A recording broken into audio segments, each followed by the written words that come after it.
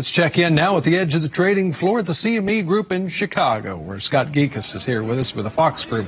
What's the mood like there today, and what's the volume like? The volume is pretty slow. It's going to be pretty slow until late next week after the holiday and everything after the New Year's holiday. So, but what you're looking at right now is just a lot of the back and forth rhetoric with the Phase 1 trade deal. It still has yet to be signed, but with the anticipation of that getting signed, exports picking up.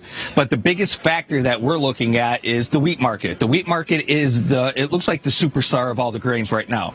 So if China does end up buying and become a buyer of U.S. wheat, we're expecting that to pretty much ramp up. We also have the production in Russia being pulled back a little bit as well. Now, what is really surprising is you're looking at the option activity. The option activity across the board, as far as the grains go, is you're seeing a lot of call activity.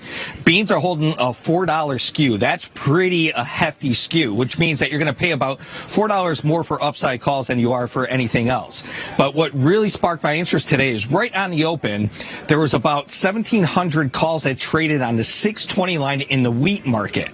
The open interest is only 538, so that almost tripled, if not a little bit more than that, and the open interest in the wheat market, all the way up to that 620 line, which means that they're expecting to get those imports with the wheat market and push that wheat market a little bit higher. And the calls are active all the way up to that 620 strike. That's pretty fascinating. So then, is there a chance that we could see a 6 handle in front of this wheat market at some point? And we're predominantly, obviously, talking about the Chicago wheat market here because it's the one leading with the premium. Yes, exactly. So if we do get that the Phase 1 done, and it is in there with China being a buyer of U.S. wheat, just based on the volume and the option flow, we expect to see that six handle mark. Pretty interesting. Okay, we'll take a break. We'll come back in just a moment, and we'll talk cattle and hogs straight ahead here on the Market Day Report.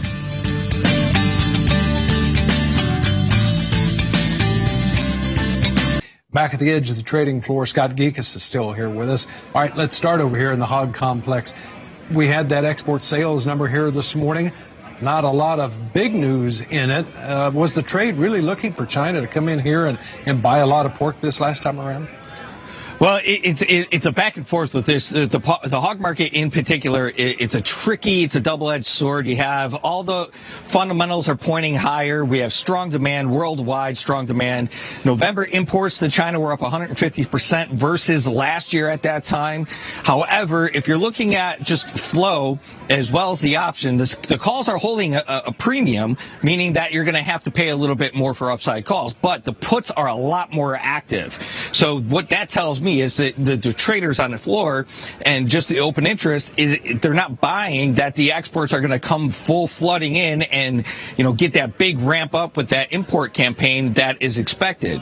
So we have to wait and see once those numbers really come out, and once we get a little bit of consistency with those imports rather than just week on week off, I think that's where you're going to see the little bit of push higher. Until we see those consistent import numbers, I think you're going to see a lot of back and forth, a lot of volatility. Again, today you're seeing that we started up a little bit higher, started to pull back, and the puts were really a lot more active than the calls were today. You make a good point there. Okay, what about the beef side of this trade? Still waiting to see what happens with cash, but beef could benefit from a trade deal also with China.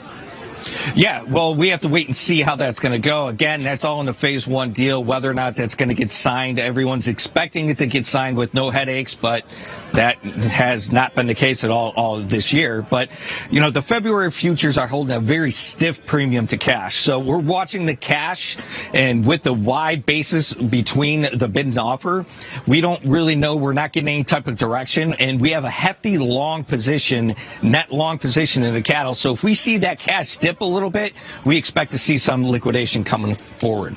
Okay, Scott, sure appreciate it. Scott Gecas there in Chicago at the edge of the trading floor, where we always like to check in and get the latest on what the traders are talking about. Boy, you got to really squint to see the